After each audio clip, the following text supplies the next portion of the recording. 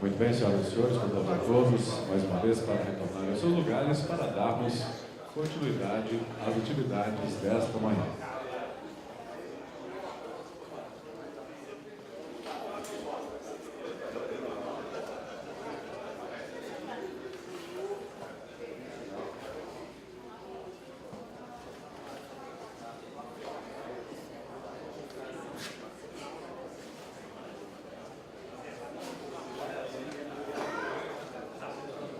Muito bem, senhoras e senhores, vamos então dar início a mais uma apresentação. Convidamos ao palco o candidato do PT ao governo do estado de Minas Gerais, Fernando Pimentel.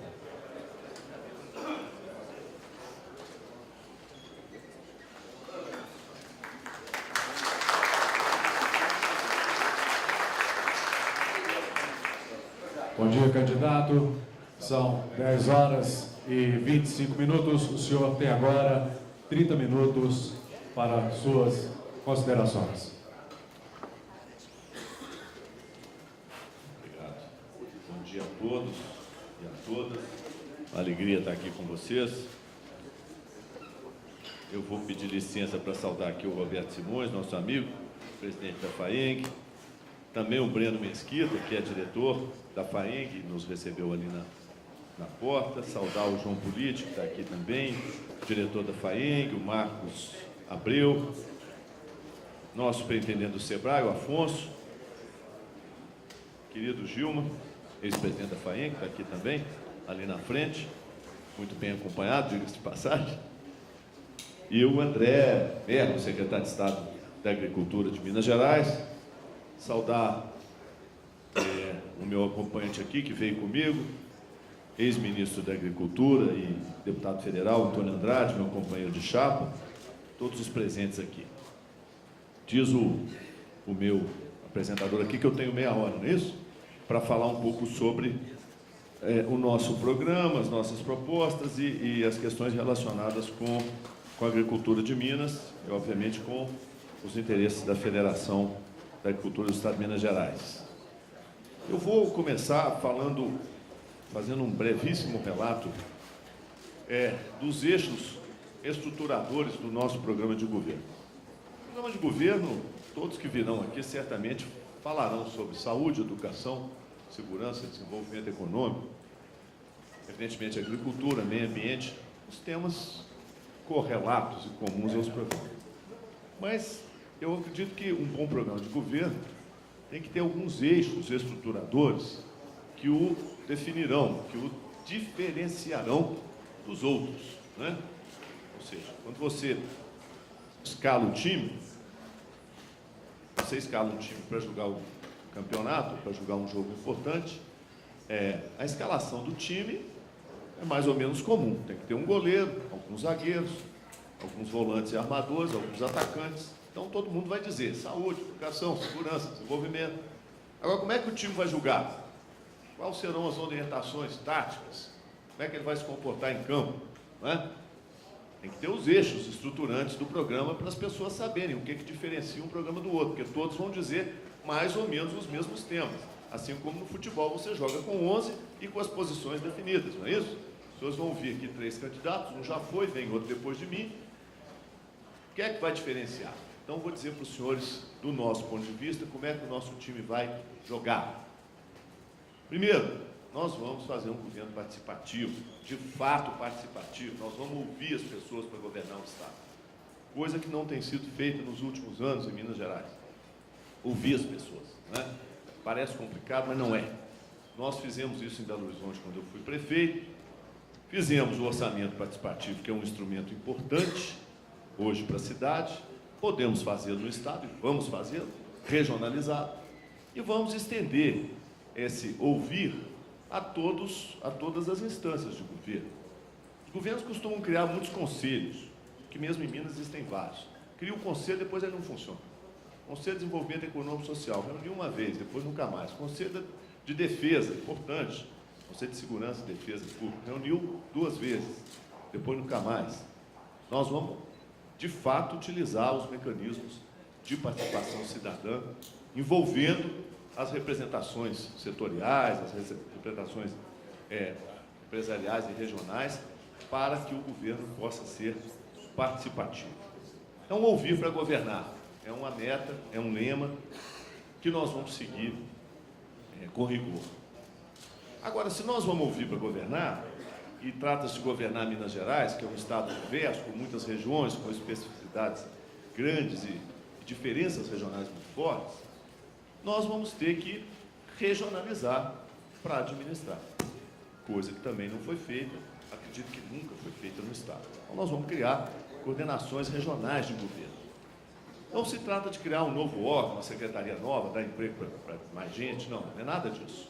Não vamos criar nada novo, nós vamos juntar os órgãos de governo que atuam numa determinada região, cada uma das regiões do estado, com os representantes da sociedade civil, com os representantes da comunidade acadêmica, com os representantes dos prefeitos, das associações micro-regionais de prefeitos, e esse fórum, que nós vamos chamar de coordenação regional, que vai existir em cada uma das 12 regiões do estado, terá poder efetivo, deliberativo, para definir prioridades para o investimento do estado naquela região, para definir as políticas públicas prioritárias e para acompanhar as políticas públicas. Isso nunca foi feito em Minas Gerais. E nós vamos fazer. Por que é que nós vamos fazer? Porque nós entendemos que o estado de Minas, se não for governado com um olhar regional, se não for administrado com um olhar regional, será mal administrado. Eu estou percorrendo o estado desde o início desse ano, desde março, quando eu deixei o ministério, e a queixa que eu ouço em todas as regiões, naquelas tidas como mais afluentes, se não for a qualidade da CEMIG que continua piorando, nós estamos com um problema grave aqui. Bom, a queixa que eu ouço em todas as regiões do estado é a mesma. As regiões se sentem abandonadas, as regiões se sentem não ouvidas, esquecidas. E isso só tem uma causa. É que o governo do estado centralizou demais na capital. Construiu até uma sede administrativa nova, 2 bilhões de reais custou. Para centralizar mais, concentrar mais, botar todo mundo junto ali naqueles prédios, né? E o estado está aí, grande, com regiões diferentes, o sul é de um jeito, o norte é do outro, o Triângulo do outro, o Alto Paranaíba do outro. Vamos regionalizar a administração, de fato, não é discurso de campanha, é um compromisso que nós temos. E depois, então vocês já têm 2 eixos aí para pensarem que vai ser um governo diferente do que foi nesses últimos anos. Vai ser participativo e vai ser regionalizado. E vai, em relação às políticas públicas, todas elas, adotar 3 princípios simples, básicos, mas que, se forem adotados, melhoram muito a gestão pública. Inovar, incluir, melhorar. Toda política pública tem que ter essas 3 características, em todas as áreas. Ela tem que ser inovadora, ela tem que ser inclusiva e ela tem que vir para melhorar a gestão. Parece simples, mas se tivesse sido feito assim, nós teríamos um estado em melhor situação do que ele está hoje. Então, nós vamos inovar, nós vamos buscar a inclusão. Quando fala inclusão, todo mundo pensa em inclusão social, mas não é só a inclusão social, é a inclusão em geral.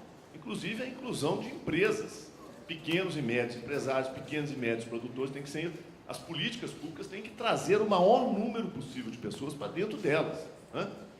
Atrair empresas para o estado de Minas Gerais, atrair produtores e incluir as minorias, incluir os socialmente mais fragilizados, né? Isso é inclusão. Inovar, é claro. Se nós não formos inovadores, nós não vamos avançar e trazer Minas para o território do desenvolvimento econômico e da competitividade, do qual nós estamos afastados nesses últimos anos. E melhorar, obviamente, ninguém quer piorar nada. Portanto, aquilo que está funcionando bem vai ser mantido, aquilo que está mal vai ser mudado, e nós vamos tentar melhorar a gestão pública. Portanto, vamos ouvir para governar, vamos regionalizar para administrar, e vamos adotar nas políticas públicas esses 3 princípios: inovar, incluir e melhorar. Agricultura. Agricultura é um terço do PIB mineiro. Nós somos, seguramente, o estado, um dos estados, no Sudeste, o estado que mais depende da agricultura no seu PIB é Minas Gerais. Aliás, nós dependemos de agricultura e mineração, né? Se tirar esses 2 componentes, o nosso PIB cai de 3º lugar para 14º, 15º. Então, a nossa vinculação com essa atividade é muito forte. Não obstante ser muito forte, a agricultura não foi prioridade nesses últimos 12 anos. Eu diria que nos últimos 20 não foi. E o que eu estou dizendo, eu não estou fazendo nem crítica, eu estou só constatando. É o que eu ouço nas regiões onde eu vou. É o que eu ouço dos produtores rurais. É o que eu ouço dos grandes empresários do agronegócio, ou seja, de todos que estão implicados na atividade econômica. Eu ouço a mesma coisa. Ah, não foi prioridade, nós ficamos esquecidos.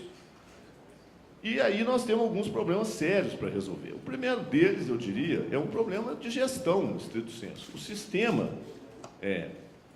público que cuida da agricultura em Minas Gerais, ele tem que ser repensado. Nós temos que... Porque, veja bem, nós temos uma quantidade de órgãos cuidando das coisas, e alguns sobrepostos uns aos outros, tanto na Secretaria de Agricultura quanto no Meio Ambiente, né? E também agora um pouquinho com a Ciência e Tecnologia, que eu mesmo, que tenho alguma experiência de gestão pública, e o meu vice, que também tem alguma experiência de gestão, acaba de sair do Ministério da Agricultura, temos dificuldade de entender, né? Está lá, EPAMIG de um lado, Emater do outro, Rural Minas, o IMA, mas não só isso aqui de agricultura, mas nós temos no meio ambiente, além da própria SEMAD, a FEAM, o IGAM, o IEF, que tem uma implicação direta com a agricultura, tudo isso misturado, às vezes sobreposto, né? A Polícia Ambiental, que é ligada ao meio ambiente, mas incide, a sua atividade incide diretamente sobre a atividade da produção agrícola, Copan, tudo misturado. Alguns viraram um Frankenstein, na minha opinião, como a Rural Minas, que eu, sinceramente, não sei como é que funciona aquilo ali.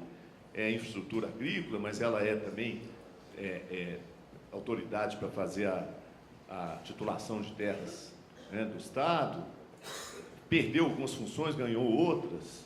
Eu acho que a primeira providência que a gente tem que tomar, e aí eu queria dizer isso claramente, porque nós vamos tomá-la junto com vocês, junto com o setor, com a entidade representativa do setor agrícola, nós vamos ter que rever profundamente o procedimento desses órgãos e a sua própria vocação.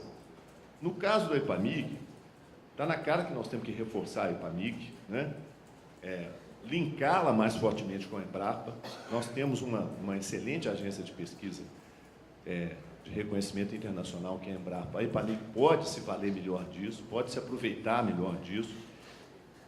Eu acho que a EPAMIG tem que se vincular de forma mais permanente com as universidades federais que estão em Minas Gerais. Nós temos hoje 11 universidades federais em Minas Gerais, mais os IFETs, que são 6, 17 instituições de ensino superior de grande porte, algumas ranqueadas internacionalmente, como é o caso de Lavras, Viçosa, o FMG. Vincular a EPAMIG mais com esse sistema, com o Sistema Federal de Ensino e Pesquisa, direcionar recursos da FAPEMIG especificamente para pesquisas da EPAMIG e retomar o que a EPAMIG já foi. Ela já foi importante para o setor agrícola. Hoje ela está, eu diria, um pouco marginalizada nessa função.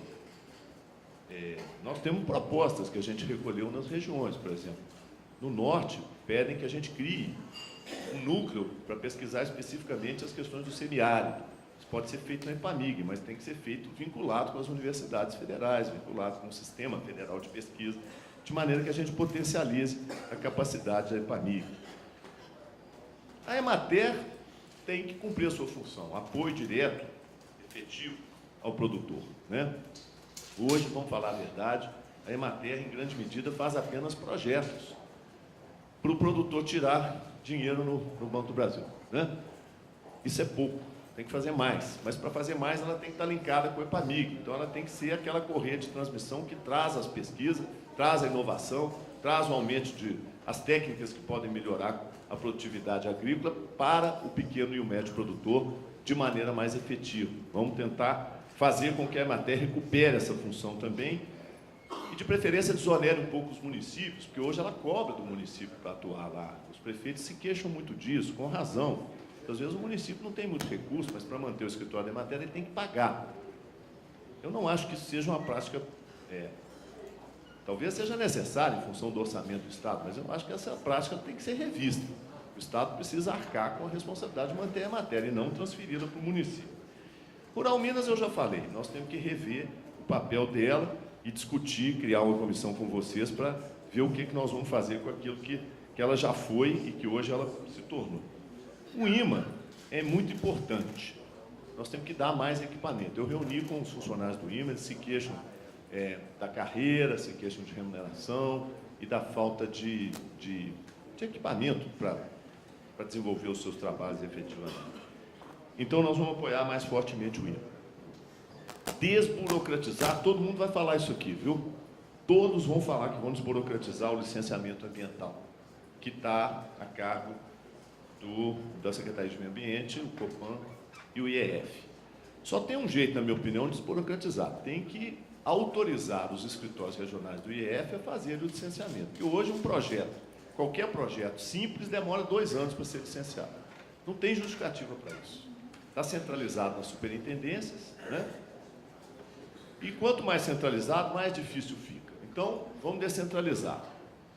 Vamos dar apoio aos escritórios regionais para que eles tenham capacidade técnica de fazer esse licenciamento. Isso é possível? Eu acho que é possível. Especialmente se nós trabalharmos com a ideia de que nós vamos linkar as universidades, vamos dar técnica, vamos dar prazo. Eu não sei por que não pode ter prazo. Tem que ter prazo. A lei estadual tem que apontar um prazo. Entrou com um projeto 90 dias para ele ser autorizado ou não.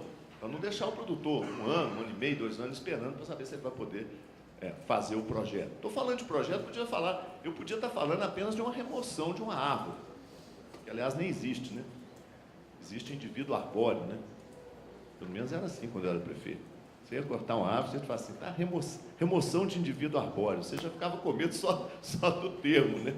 Mas enfim, isso tudo, gente, é passível de melhoria. Nós podemos desburocratizar de fato, se a gente criar condições efetivas de diálogo e por isso que é importante a regionalização do governo, a administração regionalizada. Se a gente criar, de fato, canais em que os produtores estejam presentes no processo de tomada de decisão, isso vai ser possível fazer. Agora, se centralizar, se ficar na mão só do secretário, se ficar na mão só das autoridades, entre aspas, sentadas na sala refrigerada ali da cidade administrativa, aí 1 ano, 2 anos, 3 anos é pequeno, é pouco prazo, porque o sujeito não está vivendo a angústia do dia a dia que o produtor rural vive lá na sua atividade diária.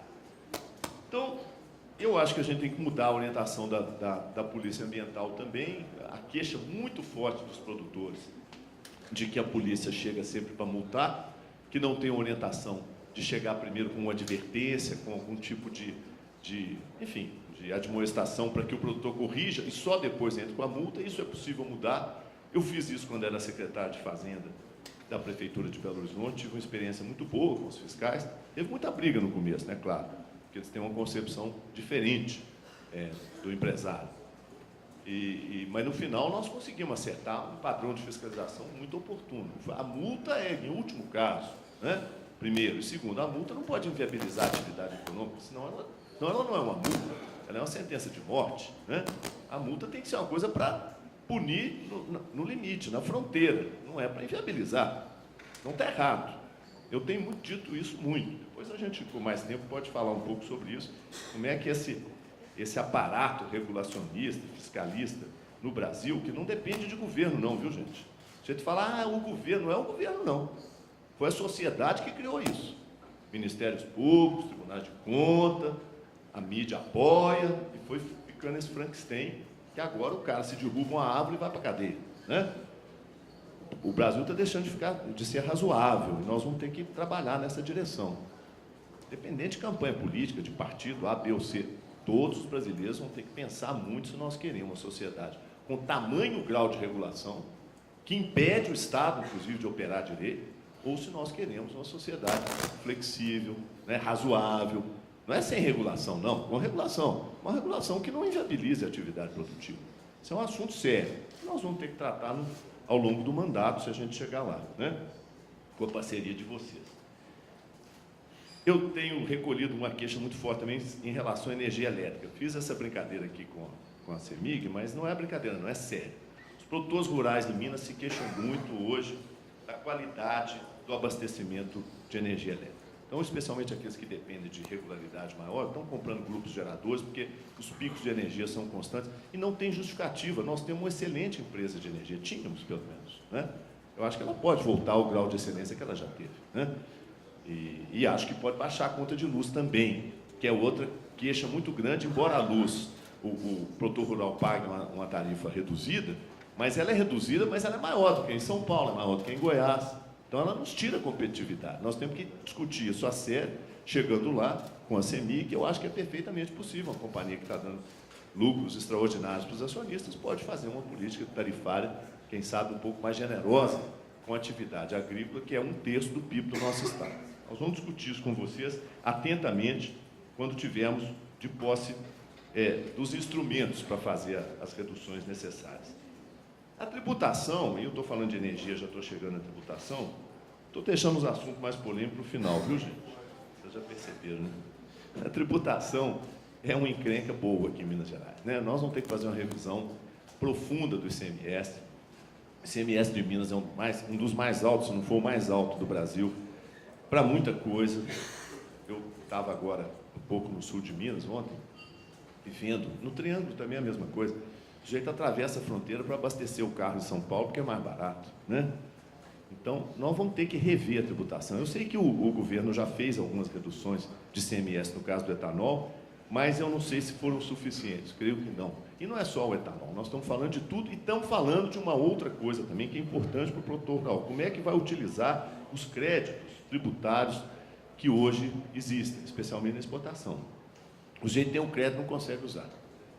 Nós temos uma ideia, discutimos até com as cooperativas agora há pouco tempo, mas aí eu confesso para vocês que a gente tem que chegar lá para ver se é factível, que é criar o cartão de crédito agrícola, de crédito tributário, pelo qual o produtor, quando comprasse algum insumo, pudesse usar o crédito tributário para pagar o ICMS daquele produto. Um trator, algum insumo, enfim, alguma coisa ligada à cadeia produtiva agrícola. Eu acho que isso é perfeitamente possível, não sei em que dimensão, mas eu posso assumir com vocês o compromisso da gente junto criar esse instrumento com a dimensão possível, no primeiro momento, no orçamento existente, e depois, claro, ir expandindo até que o crédito agrícola vire, de fato, aquilo que ele é.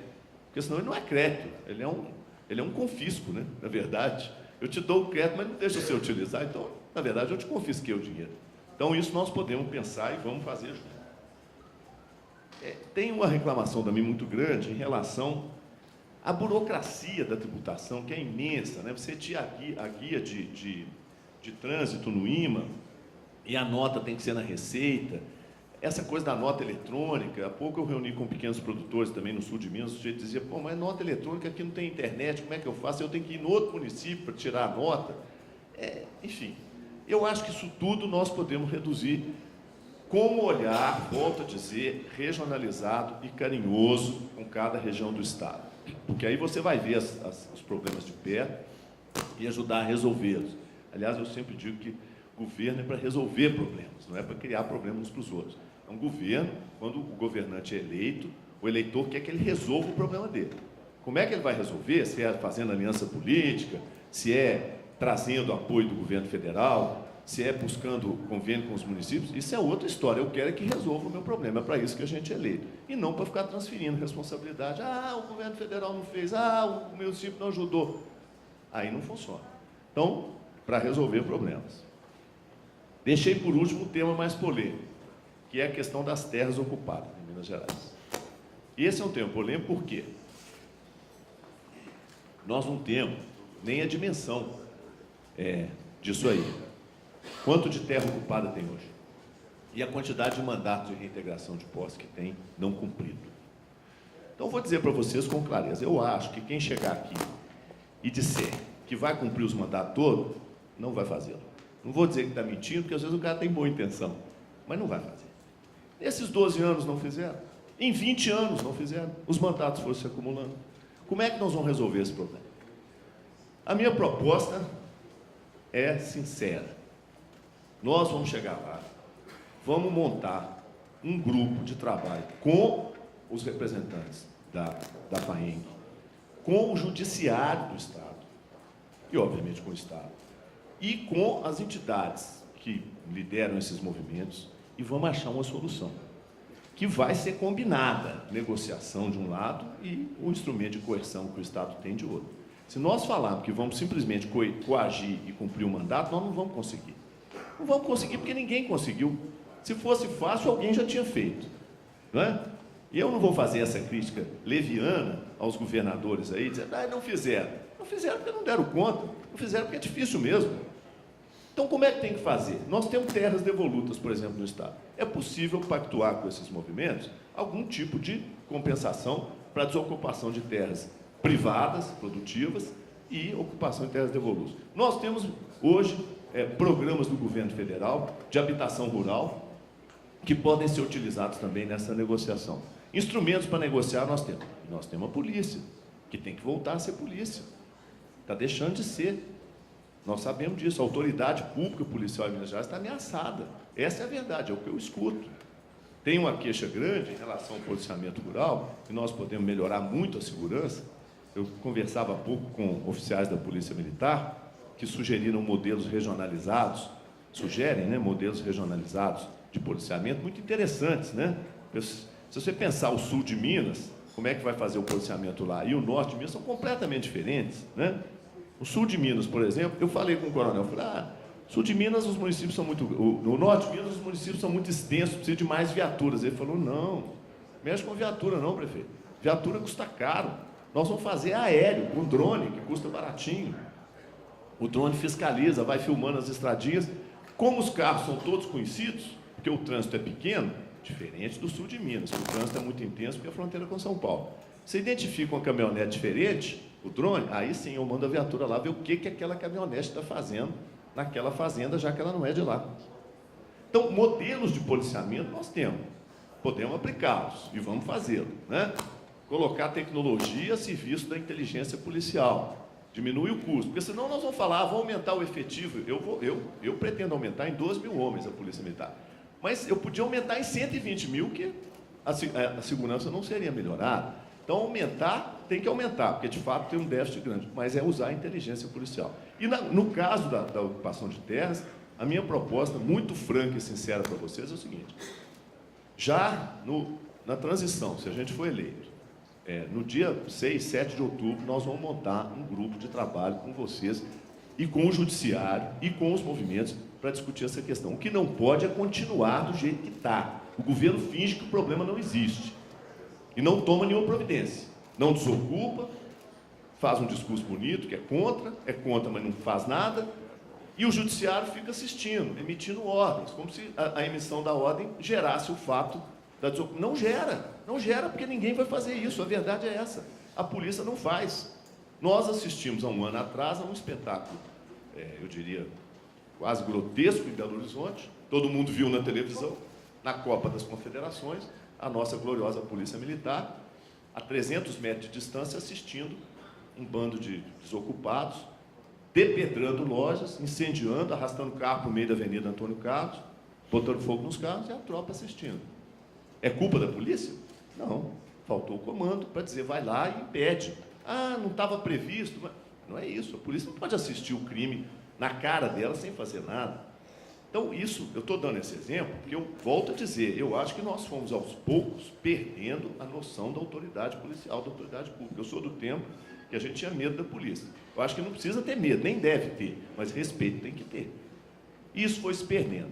Vão recuperar simplesmente mandando a polícia ir lá desocupar a força e provocando conflito social e até perda de vidas, como nós já assistimos? Não, aí não funciona. Nós temos que montar um aparato de negociação que combine a coerção, que existe e tem que ser usada no momento adequado, com a negociação, para que o judiciário fique do nosso lado. E estimule, aí sim, os movimentos a negociarem e saírem. Não é fácil? Não. Se fosse fácil, alguém tinha feito, mas alguém tem que fazer. Então, meu compromisso é, chegando lá, montar esse grupo junto com vocês, envolver o judiciário nessa questão e as autoridades do Ministério Público, e nós trabalharmos. Essa que eu acho que é uma questão dramática em Minas Gerais, porque aumentou muito o volume e o governo, vamos falar a verdade, não é crítica, é constatação, ficou inerte esses anos todos. Bom, eu não sei se eu passei todos os temas, certamente não, porque a gente esquece alguma coisa, mas eu acredito que os mais importantes eu consegui falar. Eu queria dizer, então, para vocês, finalizando, que o meu tempo está acabando aqui, ó, fica um reloginho piscando aqui, o sujeito vai ficando aflito com esse reloginho. Eu queria dizer para vocês o seguinte, eu fui antecedido pelo Tarcísio, que é um amigo querido, um homem público respeitável. Você, depois sucedido pelo Pimenta da Veiga, que também é um homem público respeitável. Todos vão dizer as mesmas coisas, né? Vão fazer isso, vão fazer aquilo. Eu, que tenho diferente é o seguinte, eu quero fazer junto com os setores organizados da sociedade. Esse discurso de fazer junto eu fiz na FIENG, esse discurso eu já fiz nas associações empresariais onde eu fui, e é o discurso verdadeiro, porque foi o que nós fizemos na Prefeitura de Belo Horizonte. Se eu fui considerado um bom prefeito, não foi mérito meu, foi mérito da minha equipe, de um lado, e da parceria efetiva que nós fizemos com os setores produtivos da cidade, de outro. Se não fosse assim, a gente não tinha conseguido fazer o que fez. Então, eu tenho essa experiência e tenho esse aprendizado. É o que eu pretendo fazer. Ouvi-los o tempo todo e fazermos juntos, buscarmos achar juntos as soluções para os problemas. Esses que eu mencionei e outros que certamente eu me esqueci ao longo da exposição. O tempo vai acabar exatamente em 5 segundos e eu agradeço imensamente a atenção de todos vocês. Muito obrigado. Bom, candidato, muito obrigado. Vamos agora às 3 perguntas elaboradas pelos filiados ao sistema FAENG. O senhor terá 5 minutos para responder a cada uma das perguntas. Você não fez em meia hora, agora em 5 minutos é que não... Bom, a primeira pergunta tem como tema política agrícola e desenvolvimento. Candidato, para atendermos a demanda crescente de alimentos aqui no mundo, os agricultores precisam ter acesso e incorporar constantemente novas tecnologias. Para tanto, é preciso assegurar investimentos em pesquisa e inovação na difusão de seus resultados até o campo.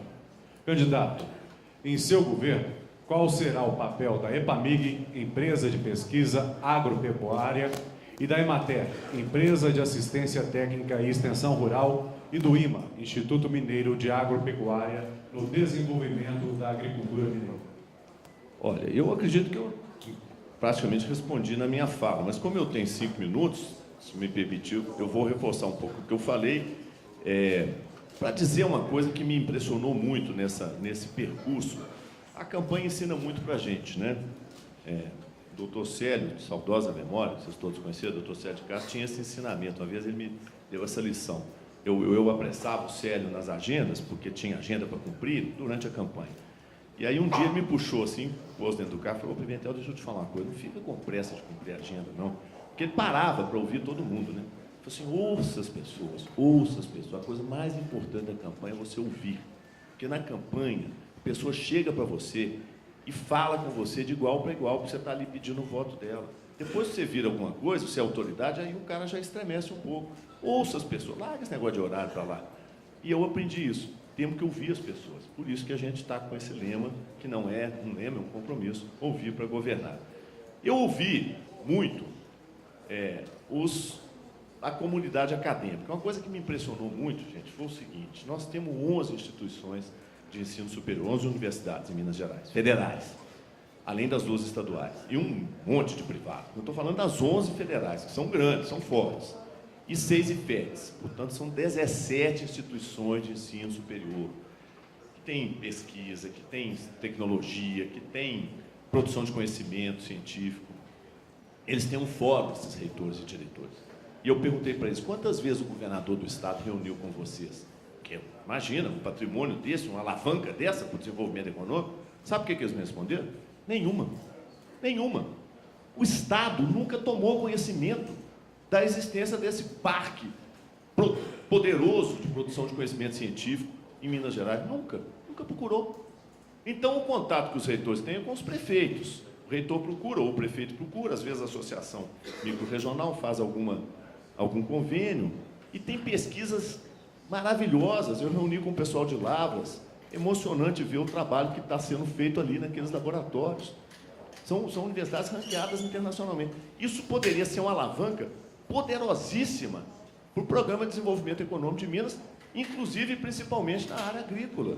No entanto, está aí, funcionando como se fosse 11, na verdade 16, porque tem os IFETs, 16 discos voadores que pousaram em Minas Gerais e fica aí. Sem o Estado organizar isso, estruturar. Vem cá, senhor reitor, vem me ajuda aqui, deixa eu ver como é que eu posso ajudá-lo. São 80 campos que nós temos, campi, né, que é o plural correto, universitários, das federais, dos IFETs e das universidades, pega mais de 500 municípios. E cadê o Estado para organizar isso, gente? Para fazer uma parceria, para buscar botar isso no centro do projeto de desenvolvimento econômico que nós queremos. O que nós queremos? Repetir a economia do passado? Não, nós queremos a economia do futuro, a agricultura com agregação de valor, não é? Com produção de conhecimento científico, melhoramento genético, tudo isso que a gente sabe que é a economia do século XXI. E o Estado olhando passivamente esse parque maravilhoso de produção de conhecimento não sendo utilizado. Então, EPAMIG, EMATER, o IMA, tudo isso nós vamos linkar de forma efetiva com a comunidade acadêmica dessas universidades, além das outras que já existem, né? As estaduais, nós vamos ter um problemão, que foram atingidas por essa famigerada Lei 100. A maioria, 80% dos professores da UENG e da Unimonte estão nesse contingente. Nós vamos ter que achar uma solução para isso. Então, nós vamos herdar um abacaxi grande. Mas as federais não têm esse problema, nós podemos buscar lá o conhecimento científico e tecnológico que a gente precisa agregar na produção para tornar Minas um estado competitivo. Nós que caímos agora da 3ª posição em competitividade para a 6ª, fomos ultrapassados pelos estados do Sul, Paraná, Santa Catarina e Rio Grande do Sul. Agora nós estamos na 6ª posição. E se continuar do jeito que está, mais 4 anos, aí cai para a 10ª, para a 12ª. É a trajetória que nós estamos seguindo. Tem que reverter isso. Não gastei o tempo todo, fiquei com um créditozinho ali. Se não for o crédito tributário, dá para usar. Se for o crédito tributário, é mais difícil. Vamos então à segunda pergunta, elaborada pelos produtores rurais e pela FAEC. O tema da pergunta é questão agrária. A criação de unidades de conservação tem reconhecido a importância na proteção do meio ambiente e da biodiversidade. No entanto, existem em Minas Gerais mais de 400 mil hectares de unidades de conservação criadas pelo governo cuja situação fundiária não está regularizada, ou seja, não foi feito o pagamento da indenização ao proprietário em razão da desapropriação. Candidato, em seu governo, quais as medidas serão tomadas para regularizar este passivo e evitar que novos passivos sejam criados? Eu acho que isso aí nós temos que incluir nesse grupo de trabalho que eu estou propondo, começar dia 6 ou 7 de outubro, porque tem que começar na transição. Os problemas são tantos, gente, que nós não podemos esperar 1º de janeiro, né? Eu falei isso, né, Toninho? Nós conversamos outro dia. Então, tem que começar, se a gente ganhar, nós temos que começar no dia seguinte, montar os grupos de trabalho com os setores produtivos, fazer os diagnósticos e preparar as medidas que nós vamos tomar. Porque senão você perde 3 meses lá na frente. Vamos ganhar esse tempo. Esse é o problema real. Eu não sei, e eu seria leviano aqui se dissesse que vou fazer isso ou aquilo, porque eu não sei sequer o montante. Isso aí, a maioria disso aí já é causa judicial. Então você tem que fazer um apanhado disso, tem que ver o que é possível negociar. Outra vez, nesse grupo vai ser o mesmo. O judiciário tem que estar presente, porque se não houver um critério de razoabilidade na definição dessas indenizações, aquilo fica parado o resto da vida, né? Tem que resolver, tem que resolver. Eu volto a dizer, não tem fórmula mágica, minha opinião. A fórmula é nós sentarmos juntos, estabelecermos as prioridades, né? Também porque não vai dar para fazer tudo ao mesmo tempo. Os setores vão ter que apontar para o governo quais são as prioridades efetivas, por isso que é tão importante a regionalização, porque lá na região você vai definir as prioridades de cada região e trazê-las para o centro do governo, para o governo resolver, né? O sujeito quer 4, 5 coisas ao mesmo tempo, não tem jeito. Então vamos juntos escolher qual que é a mais importante para fazer primeiro? Então, faremos. Essa questão das indenizações das terras, dos parques, né, das terras desapropriadas, certamente vai ser colocada como uma das prioridades. Vamos fazer o levantamento e trabalhar juntos para achar um caminho. Ainda está só aumentando meu crédito ali. 2 minutos, ficou 3 ali. Vamos então à terceira e última pergunta.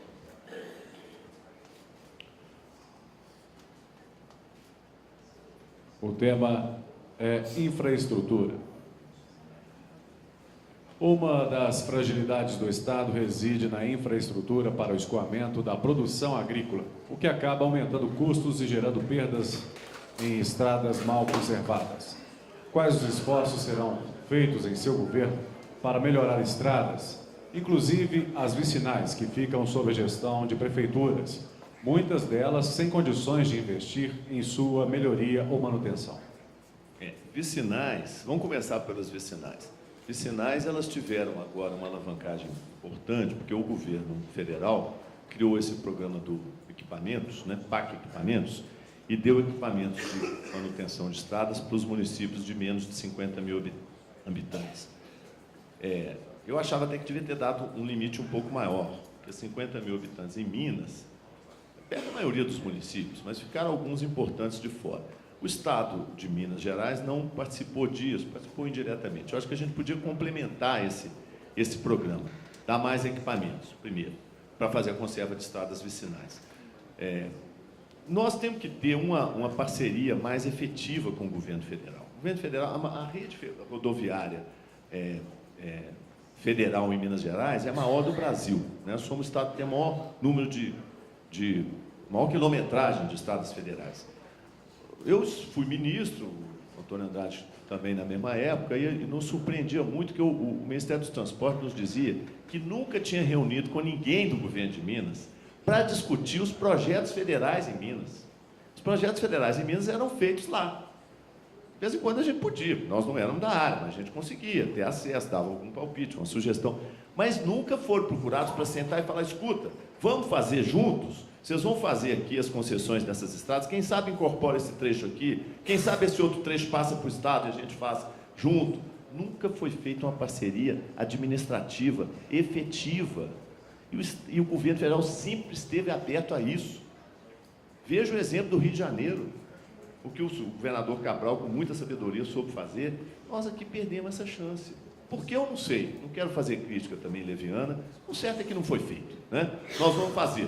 Nós vamos pegar o Programa Federal de Rodovias e o de Ferrovias e vamos discutir com o governo federal o traçado melhor, a modelagem melhor para Minas, porque está aqui dentro e tem toda a abertura para fazer isso, né? Os programas já estão em andamento. Então, por exemplo, exigir os contornos ferroviários das maiores cidades. Olha que coisa bacana.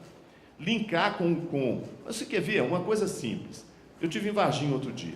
Reivindicação histórica da cidade de Varginha. A ligação, duplicar a ligação da cidade com a rodovia Fernão Dias. São menos de 20 quilômetros. Não é uma obra, cara, é? Por que não foi feita? Se é uma prioridade tão importante para o sul de Minas, não é só para Varginha, não. Toda a região, fui em Nova Resende, andei ali tudo, gosto de todo mundo. Ah, mas tem que duplicar, tem que aumentar, porque Varginha virou uma referência para todas as outras cidades. E não fez. Por que a gente não negocia isso com o governo federal? Pega esse trechinho, bota dentro do trecho concessionado, por exemplo, se não tiver dinheiro, se de fato o Estado não tiver nenhum dinheiro para fazer essa obra, que também não é tão cara assim, soluções existem, gente. Eu acho que é possível buscá-las.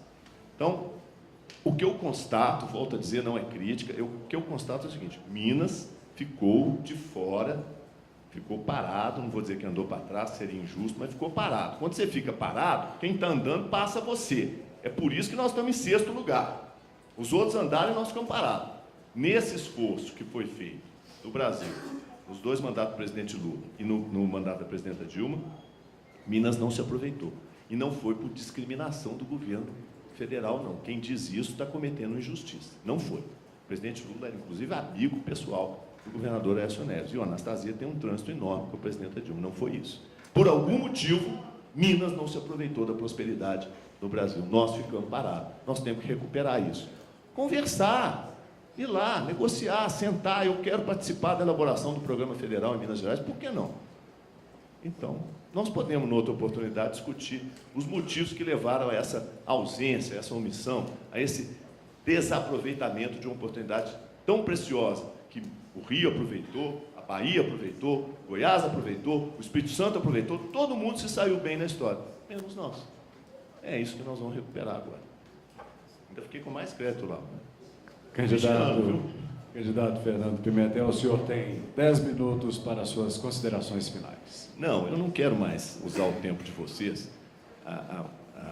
Agradeço muito a atenção da plateia. Eu só quero terminar dizendo o seguinte, uma coisa rápida. Eu falei aqui, assim, em tom mais informal, mas no fundo é isso mesmo. Os candidatos, numa eleição, os candidatos vão falar sempre sobre os mesmos temas, né? Porque não tem como fugir. Saúde, educação, segurança, desenvolvimento, meio ambiente, a questão agrícola. Tudo isso vai ser objeto de fala e exposição. Uns vão fazer um tipo de proposta, outros, né? Você pode diferenciar pelas propostas, mas fica um pouco difícil, porque como nós estamos tratando de pessoas, todas elas, com um grau de informação equivalente, e todos são pessoas respeitáveis, né? Então, todos são homens públicos que a gente conhece a trajetória, pela proposta, as propostas vão ficar muito parecidas também, porque ninguém é doido de chegar aqui e propor o impossível, né? Então, por aí também não diferencia. Você pode diferenciar, talvez, pela trajetória, aí sim, né? Quer dizer, o modelo político, a conjugação política, aí pode diferenciar um pouco.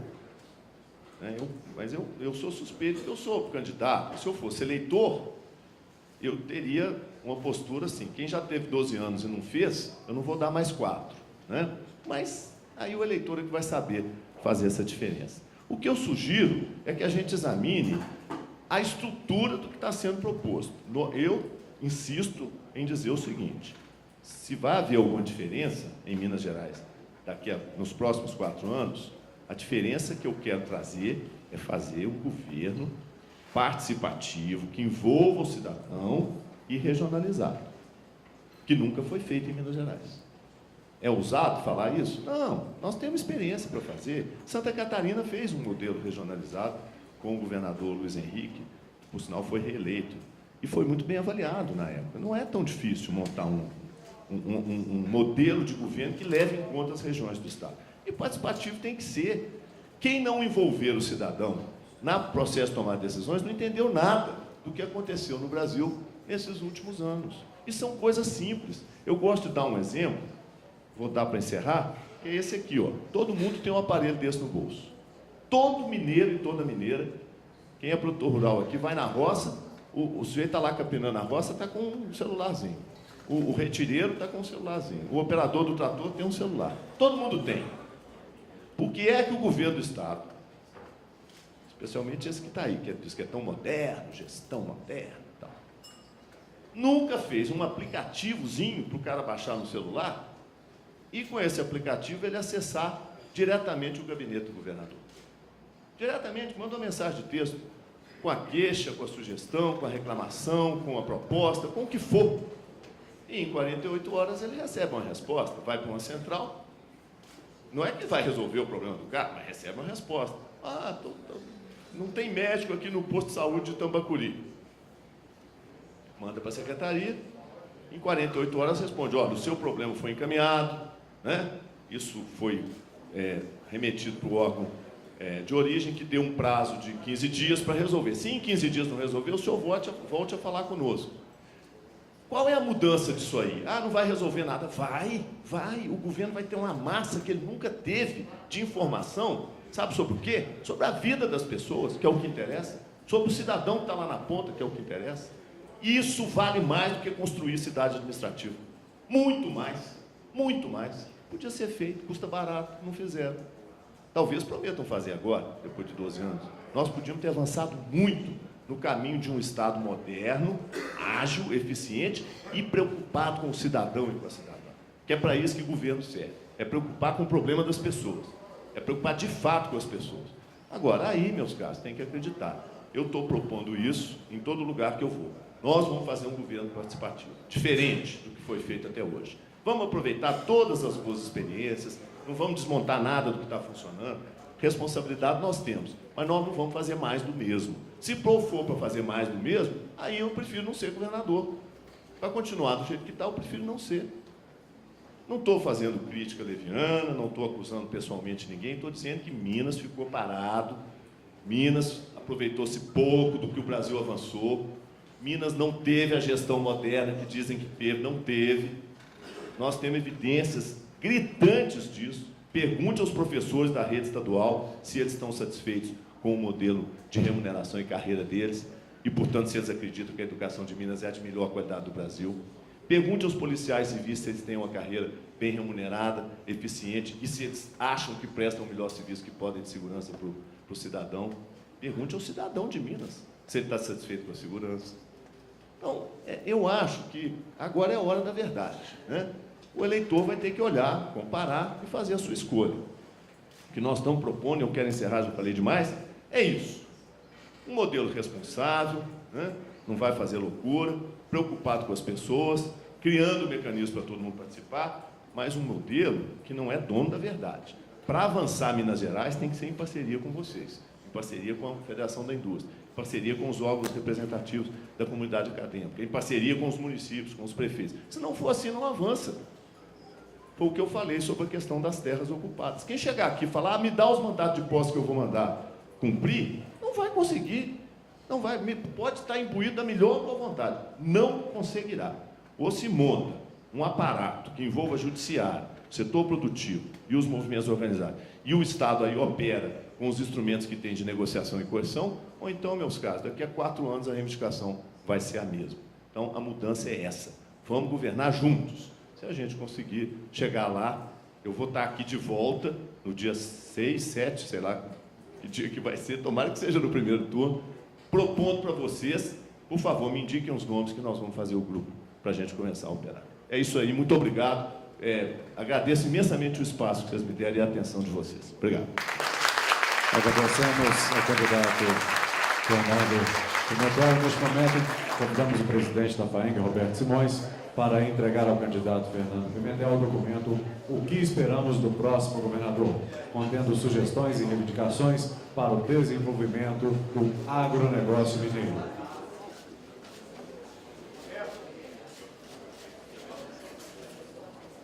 Bom, gostaríamos, nesse momento, de agradecer o candidato Fernando Pimentel por ter vindo até aqui compartilhar conosco essas suas ideias sobre a governança de Minas Gerais. Da mesma forma, agradecemos ao seu candidato a vice-governador, ex-ministro Antônio Andrade. Desejamos a vocês boa sorte na campanha, no resultado, e entregamos oficialmente o documento O que esperamos do próximo governador, que é um documento sucinto com as nossas principais considerações. E um documento que ajudamos a fazer também, a nível do governo federal, o que esperamos do próximo presidente, que é um pouco mais denso, tem mais substância, talvez suas equipes de planejamento possam usá-lo. E é também sempre um ditado nosso, de que os problemas que são federais, o que nós esperamos do próximo governador é que ele seja nosso parceiro ao buscarmos essas soluções. Muito obrigado, portanto, aos candidatos. Tenham todos uma boa sorte.